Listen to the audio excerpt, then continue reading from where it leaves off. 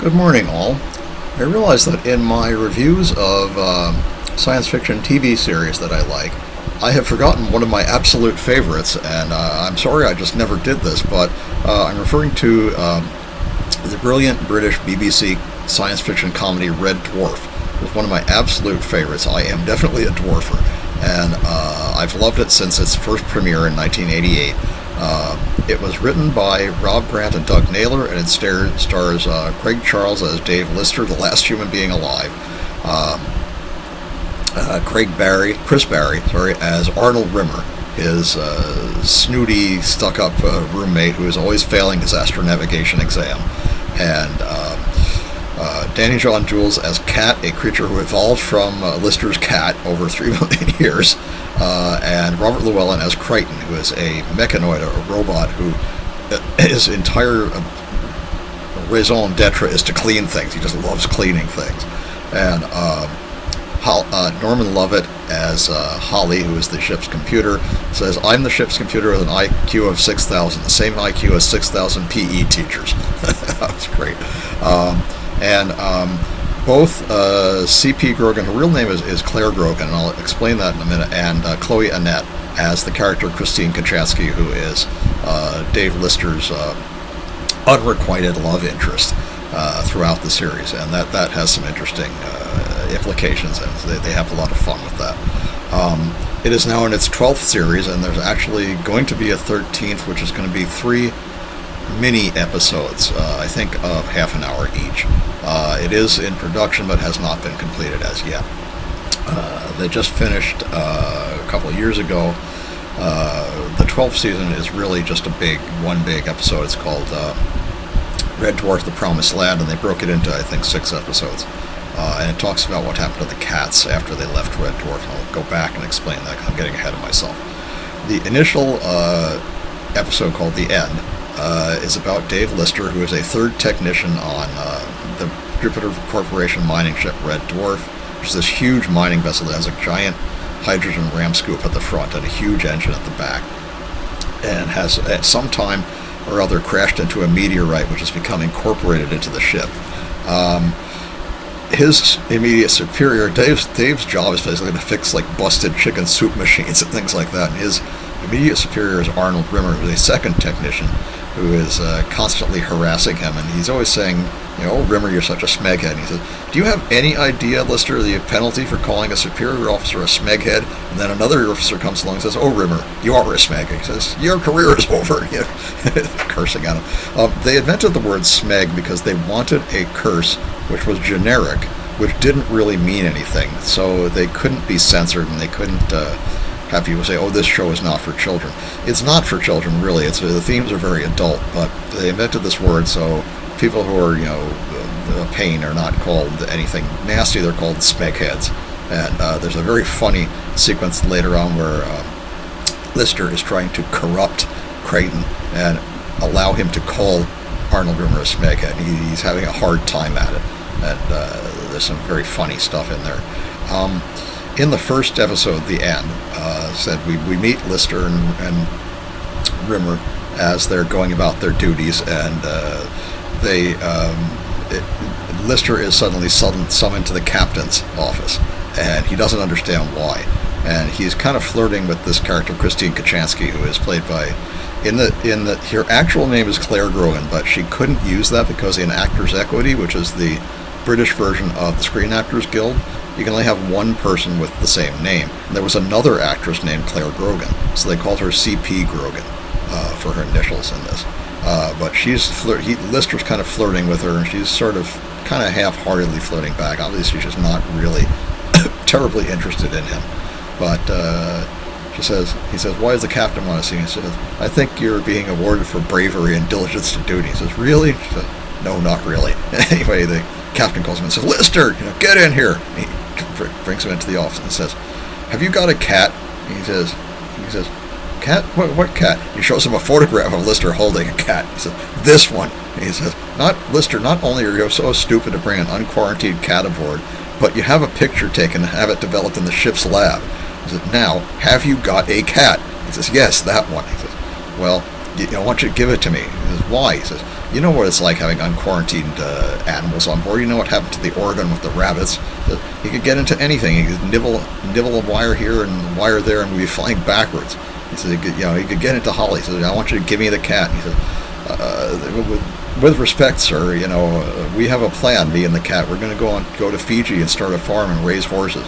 And he says, Lister, are you going to give me that cat, or are you going to have to go into stasis and forfeit 18 months' wages? And he says, I don't want to do it. He says, but choose.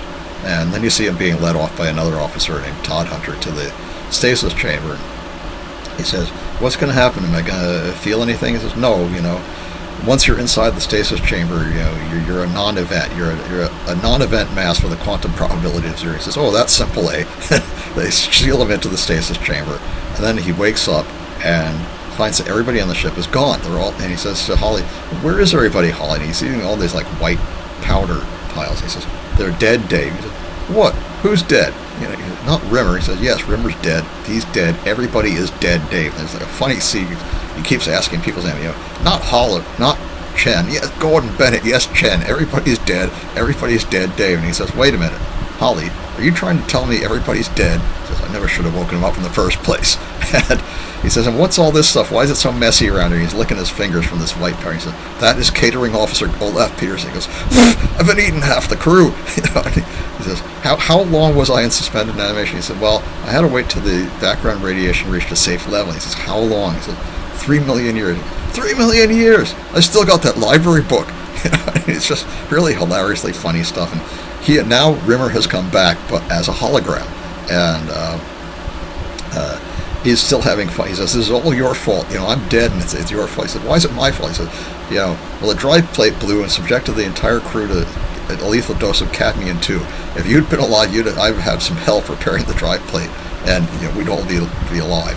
And they go on from there. It's really funny. They meet a character in the corridor played by John Jules, who is a humanoid cat who has evolved from Lister's cat Frankenstein over 3 million years. And he sees him in the corridor and he says, uh-oh, better make myself look big. And he goes like this. And they run away. He says, fearsome. That was fearsome. He's really funny. He's always wearing these very natty clothes, and he's very fashion conscious and self-absorbed. And he's basically like a real cat. He goes, ooh, crease. And he's like a cat. Really funny character. Later on in another series, that there's a episode where they go down to a planet, that they're lured basically down to this planet by a mechanoid android known as Kryten, and he tells them there are these three beautiful women who he had served. They crashed on a spaceship called the Nova 5 onto, I think, a moon, and they all go down, and Rimmer's acting all like a peacock. He's dressed in this fancy uniform, and they go down. All three women are dead. They're just skeletons, and they're having fun with Kryten. They say, how long have they been dead? He said, dead? Who's dead? He's looking at them. He's like putting makeup on a skeleton. And so they decide, Kryten's just crazy, and they leave him. Later on, that character is revived for the third season. Now he's played by Robert Llewellyn, where he was played by David Ross in that episode with the women. And I think that was just called Kryten. And later on, he becomes an integral part of the Red Dwarf crew. Lister does things like he corrupts him so that he can now call Rimmer a smeghead when he couldn't before. He's going, he's trying to say smeghead. Finally, he gets him to say it. And he gets him to lie and all this stuff. And there's some funny implications of that. I'm not going to try and go over every single episode because there are quite a few of them. Like I said, there's 12 series. There's some really hilariously funny. One of my favorite series is Series 6, where it takes place almost entirely on Starbug, the auxiliary ship that Red Dwarf has. It's an exploration vehicle, and it's green and it looks like a bug. And they go down to Back to Reality is one of my favorites.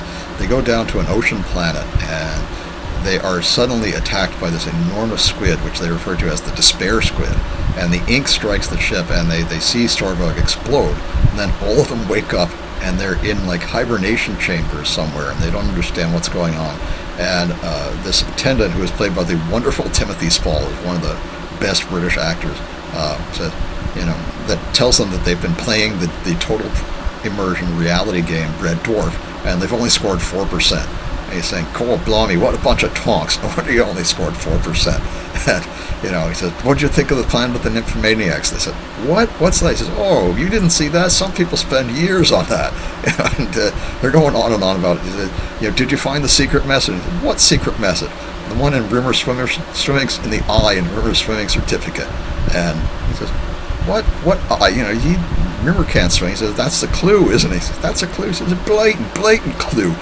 Anyway, they have to figure out who they are. They all have these little cases that have personal info in them, and they find out that they're allegedly they're different people.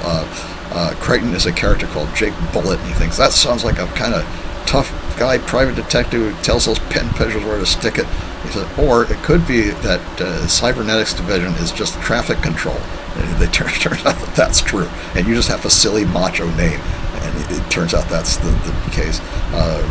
Rimmer finds out that he's this character, Billy Doyle, who was once rich, but now he's a bum, and Lister finds out that he's actually a totalitarian dictator, and in this society where you can be killed for like stealing an apple, and it's just too much. It's all meant to drive them to despair, and they're about to basically kill themselves when Kryten remembers Holly sends him a clue to turn this wheel. He turns it, and it's lithium carbonate, which defeats the Despair Squid's ink, and they all come back to normal. I thought that was a fantastic episode, a great science fiction episode, and some of them are really quite good. There's one where they go back and try to prevent the assassination of President Kennedy, and that has some tragic results, and they do a lot of science fiction tropes, but they're also making fun of a lot of stuff, and it's just really a fantastic series. I highly recommend it. I can't say enough about how good and funny and interesting it is, and they've had 12 seasons. Some of them were not quite as good. Series, I believe it was 8, where they're all in prison, and they're all on board a prison ship on Red Dwarf. I didn't like that series very much. I thought that was a little silly, but I did like they did a special called Red Dwarf Back to Earth, where they go back to Earth, and amongst other things, they meet Craig Charles as his character, Craig Maloney, on Coronation Street, and they're actually on the street with the Red Rovers, and they're interviewing people. Have you seen this actor, Craig Charles? And the character Lister says, acting for a living, that's not a job for a man, pretending to be somebody else. He's parodying himself. Really quite a good episode, which is a parody of Blade Runner, basically, and they do this whole thing about meeting the creator, and the parody of the scene in Blade Runner where Batty and J.S. Sebastian meet Elton Tyrell is excellently parodied in that, and also the scene where Deckard kills Zora is replicated with Rimmer. It's very funny. Right now, the last one, like I said, was called. There was an episode, one of my favorites of season 1. It was called "Waiting for God," and it tells you what happened to the rest of the cats. Why Cat is the only one of his species on Red Dwarf. Turns out that there were 2 different factions based on Lister's idea of opening a donut and hot dog diner in Fiji, and they call it Fushal, but Fiji, and so the 2 factions were divided over whether the donut diner hat should be red or blue, and they fought a war over that. And Lister said, "That's ridiculous. They're supposed to be green." That's just great. But he says that the red cats and the blue cats had this war, and they left Red Dwarf, and the red cats flew ever on, knowing they were righteous, and flew right into an asteroid. And the other cats flew ever onward, knowing they were truly righteous. And there's this one last red hat priest on board, and played by, I believe, Noel Redman, and he meets Lister, who is to him is his god Cloister, and he says, "I knew you were real. I knew one day you'd come. This is the happiest day of my..." And he has a heart attack. That's it. Now Lister's very depressed. I thought that was a very good episode. But in expanding on that, they did a whole mini series called Red Dwarf: The Promised Land, where they talk about what really happened to the cats who left the ship, and I won't spoil that for anybody who hasn't seen it. It's available on BritBox. All of them are on BritBox for viewing, and also on Dave TV in England, and I think all of the episodes are on DVD and or Blu-ray, and I think you can get them on some streaming services in the US, but I think they're pretty much exclusively on BritBox now. hilariously funny. It's very difficult to do science fiction comedy well. And in fact, when Grant and Naylor were writing this, based on a radio sketch they did called Dave Holland's Space Cadet, which has some of the same jokes in it, they told him, don't write a science fiction comedy. Nobody's going to buy it. And fortunately for them, the BBC took a gamble on them, and it has paid off fabulously. I am definitely a Dwarfer. I love the show. I think it's hilarious, and I highly recommend it to anybody who hasn't seen it.